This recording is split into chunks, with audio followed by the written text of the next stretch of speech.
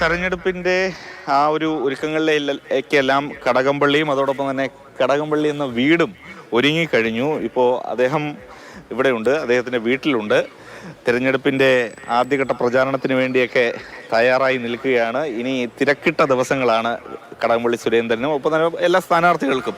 ഞാനിപ്പോൾ വന്നപ്പോൾ ആദ്യം ശ്രദ്ധിച്ചത് ഈ വീട്ടിൻ്റെ ഈ മുറ്റമായിരുന്നു. ഈ ചെടിയും ഇതൊക്കെ താല്പര്യമുണ്ട്. ഇതൊക്കെ ആരാണ് ചെയ്യുന്നത്?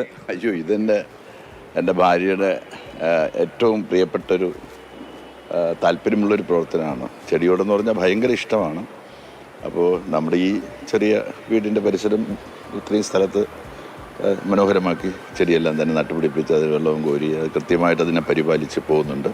പുറകുവശത്തും കുറച്ച് സ്ഥലത്ത് ചെടിയെല്ലാം വെച്ചിട്ടുണ്ട്. ഇനിയിപ്പോൾ ഏതായാലും തിരക്കിട്ട ദിവസങ്ങളാണല്ലോ, എങ്ങനെയാണ് ഇനി പ്രവർത്തനങ്ങൾ തുടങ്ങാൻ പോകുന്നത്? എങ്ങനെ? അല്ല, നമുക്ക് പരമാവധി ആകെ 10-20 ദിവസമല്ലേ ഉള്ളൂ. അതിനിടയിൽ എല്ലാ വോട്ടർമാരെയൊന്നും കാണാനായിട്ട് നമുക്ക് പുതുതായി പോയി കാണാനായിട്ട് പറ്റുകയില്ല.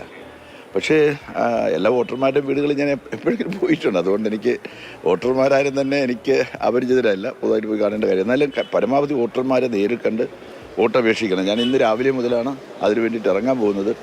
ആദ്യം ഞാൻ എൻ്റെ വീടിൻ്റെ പരിസരത്തുള്ള ആളുകളോട് പറയണമല്ലോ ഞാൻ തിരഞ്ഞെടുപ്പിൽ മത്സരിക്കുകയാണെന്ന്.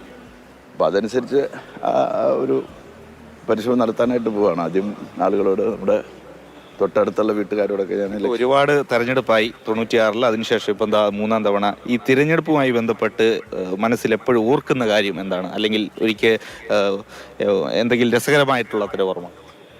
സത്യത്തിൽ അങ്ങനെ വളരെ രസകരമായിട്ടുള്ള കാര്യങ്ങളൊന്നും ഞാൻ ഓർക്കുന്നില്ല. ഞാൻ 96-ലെ തെരഞ്ഞെടുപ്പിൽ മത്സരിക്കുമ്പോഴത്തേക്ക് ആദ്യ തെരഞ്ഞെടുപ്പായിരുന്നു നിയമസഭയിലേക്കുള്ള ആദ്യ തെരഞ്ഞെടുപ്പ്. ആ തെരഞ്ഞെടുപ്പിൽ 25,000-ത്തിലധികം വരുന്ന വോട്ടിൻ്റെ ഭൂരിപക്ഷമാണ് അന്ന് കോൺഗ്രസിൻ്റെ കൈവശം വരുന്നതായിട്ടുള്ള ഒരു മണ്ഡലത്തിൽ എനിക്ക് കിട്ടിയത്. ആ സന്ദർഭത്തിൽ ആളുകൾ കാണിച്ചൊരു സ്നേഹവും വാത്സല്യവും ഒക്കെ തന്നെയാണ് തെരഞ്ഞെടുപ്പിലെ നല്ല ഓർമ്മകളെന്ന് പറയുന്നത്.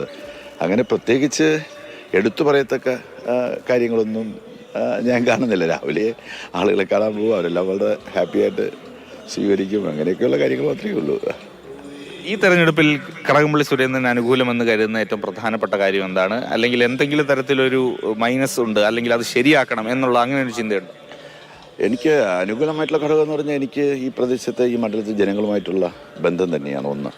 രണ്ടാമത് കഴിഞ്ഞ 10 വർഷക്കാലം കൊണ്ട് കഴക്കൂട്ടം വല്ലാതെ മാറിപ്പോയി എന്നുള്ള കാര്യം പൊതുവെ എല്ലാവരും സമ്മതിക്കുന്നൊരു കാര്യമാണ്.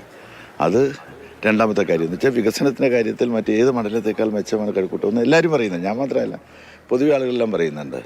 3, നമ്മുടെ നാട്ടിലെ എല്ലാ ആളുകളുടെയും ക്ഷേമകാര്യങ്ങളിലൊക്കെ ഞാൻ ആക്റ്റീവായിട്ട് നിൽക്കാറുണ്ട്. അവരുടെ കാര്യങ്ങളിൽ. ഇപ്പോൾ എല്ലാ വീടുകളിൽ ഒരു വീട്ടിലൊരു സങ്കടം ഉണ്ടായാൽ അവിടെ ഞാൻ പോകാറുണ്ട്, സന്തോഷമുണ്ടായാൽ പോകാറുണ്ട്. അപ്പോൾ ജനങ്ങളുടെ സന്തോഷത്തിലും സങ്കടത്തിലും ഒക്കെ പങ്കെടുക്കുന്ന ഒരു ജനപ്രതിനിധിയാണ്. കക്ഷി രാഷ്ട്രീയം നോക്കാറില്ലെന്ന് എല്ലാവർക്കും അറിയാം. ഇവിടെ BJP-കാരനാണോ, കോൺഗ്രസ്സുകാരനാണോ, CPM-കാരനാണോ, CPI-കാരനാണോ ഒന്നും ഞാൻ ആരെയും അങ്ങനെ നോക്കാറില്ല. ഏത് വിഷയത്തിന് എൻ്റെ അടുക്കൽ രാവിലെ ഒരു 6:30 മണി മുതൽ വരാറുണ്ട് ആളുകൾ. അപ്പോൾ വരുന്ന ആളുകളെ സംബന്ധിച്ചിടത്തോളം അവരോടൊക്കെ തന്നെ എന്നെക്കൊണ്ടാകുന്ന കാര്യങ്ങൾ, അതാണ് എൻ്റെ ഒരു പ്രത്യേകതയായിട്ട് എനിക്ക് തോന്നിയിട്ടുള്ളത്. ഞാൻ ഇതുവരെ ആരോടും പറഞ്ഞു. മാതൃഭൂമി ന്യൂസിനോട് തത്സമയം സംസാരിച്ചുകൊണ്ടിരിക്കുന്നത്.